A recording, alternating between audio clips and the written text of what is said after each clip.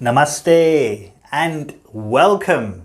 It is Rishi here from meditatewithrishi.com, and today we are speaking about how everything you seek is actually within you. You've heard this before, right? Everything you seek is within you. But what does this actually mean? This is, it sounds really good when you hear it, but what does it mean? How do I put this into action, or how do I make it a reality for me? So this is a question that, most people have, okay? There's no need to act like we understand things if we don't. So if this is a question you have, you've come to the right place, okay? Before I explain this to you, a couple of things. So first of all, if you're new to this channel, I've got a gift for you. Okay, it's called the 11 Yogic Rules for Daily Peace. It is a cheat sheet that I designed for my coaching clients, and it's just something really cool to have on your phone. 11 ways to instantly increase the amount of peace that you feel every single day. Okay. Number two is that we're speaking about how everything you seek is already within you. Yesterday, I did a video on this, a story that illustrates this point perfectly, called the Princess of Kashi. It is a golden oldie. It is a really cool, story that is used in the spiritual tradition in India. So it's worth checking out. Okay, I'll link it in the description below. But without further ado, let us get into it. What does this mean, that everything you seek is within you? Okay, very, very simple. Your soul, the energy that powers you, it has certain qualities, okay? These qualities are who you really are, your true essence. Not this mind and body that you embody, okay? But your essence, who you really are. So let me give you an example. Take electrical energy, right? The energy that powers everything you use in your home, your fridge, your TV, your laptop, your phone, right? Electrical energy. This is what gives life to these devices. Now, if you were to come in contact with electrical energy, let's say you touch a socket, what will happen? You get a shock, right? You get a shock. So the nature of electrical energy is to give you a shock, okay? So it has a nature.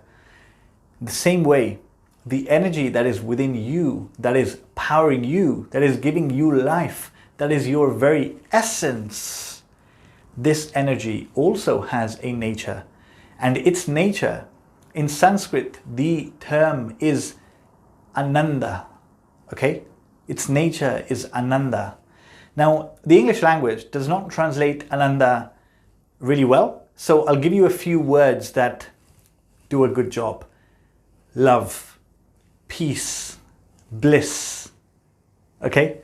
These are the qualities of your soul. Abundance, peace, everlasting joy, unexplainable joy. This is your true essence. This is why we seek happiness. This is why we seek happiness, right? Because it's actually us. We don't know where to look. We come here and we're confused. We come into the world driven by our outward senses, looking for it everywhere. But actually it's within us, okay? So this is what we seek, okay? Now, what does it mean that everything you seek is within you? So what we're actually seeking is we are seeking us, like what is actually within. So, and what the game of life is that the body that we are in, the senses that drive us outward, they naturally make us chase it in external things. And external things are symbols. So what do we chase externally? We chase money, right? What is money? Money represents abundance. Abundance is a quality of your soul, right? What do we chase? Love. Love in a relationship, in a partner, in a friendship, anything. Those are symbols. The relationships are the symbols. What do they represent? Love. That is a quality of your soul. So anything that you're chasing outward, actually, it is just a symbol that represents a quality of your soul, which is already within you. So you already have that. I mean, you already are that. We're just seeking it in the wrong places, okay? So what does this mean? Okay, this means that true happiness, okay, what you're seeking, whatever it is that you're seeking, even this second, you will not find it outside of you. It is only within you. The only way to reach there is through spiritual practice. And that simply means to quiet your mind. Okay, if you take the yogic path, which is what I teach, exactly what I teach in the Path to Stillness, my private coaching, it is how to still your mind. You still your mind, and this essentially just naturally comes forth. Okay, because you still your mind, and your true nature, these qualities, you touch them. They naturally shine forth. You realize that actually this is the source of what I'm seeking. Okay, but now what about the external symbols? What about money? What about all these things? Does that mean that we should stop going after them? That they're bad? No, of course not. Right? There's nothing wrong with money. Money in the external world is simply a tool. Okay. It is a tool that will give you freedom, okay? It'll give you freedom, and it is a tool that you can actually use to do a lot of good in this world, to reduce the suffering of the planet, of humans, of animals, so many things. So go and amass all the money you want. There's nothing wrong with that. The mistake is that we peg our happiness on it. We think that more money will make us happy. We're trying to fill this emptiness with money, okay, or anything else. But the truth is that there is no emptiness. You are already whole. Within you, you're already complete. You don't need that. You don't need that, okay? So this is what it means, that everything you seek is already within you.